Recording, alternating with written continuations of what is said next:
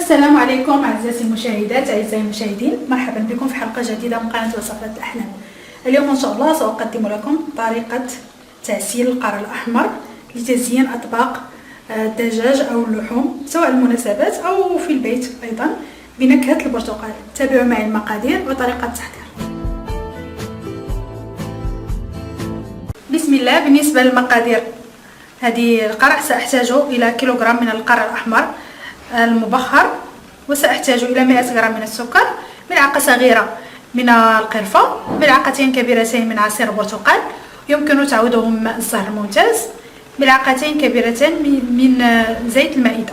بالنسبة للطريقة سأضع كل المكونات دفعة واحدة.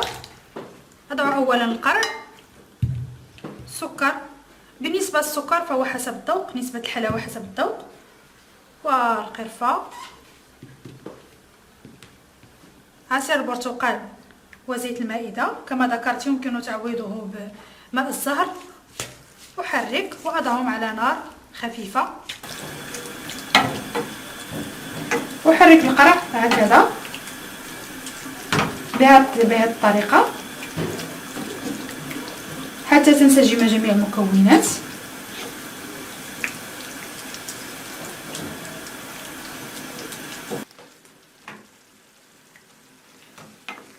نستمر بالتحريك والضغط على القرع هكذا حتى يجف الماء تماما من القرع ويصبح معسل. يمكننا طبعا إضافة الذوق فهو حسب الاختيار، وكما يمكننا إضافة قليل من ماء الزهر، أو ممكن إضافة بديانة، عشبة بديانة واحدة أو اثنان إلى هذا الخليط، طبعا ليست مدقوقة. ونستمر حتى ننتهي مدة تقريبا 15 دقيقة. بدأت القرع تجف هكذا، جفت من الماء تماما. سأحركها ثم أضعها في صحن التقديم. وهذا هو الشكل النهائي للقرع المعسل. طريقته سهلة وبسيطة ومذاقه لذيذ.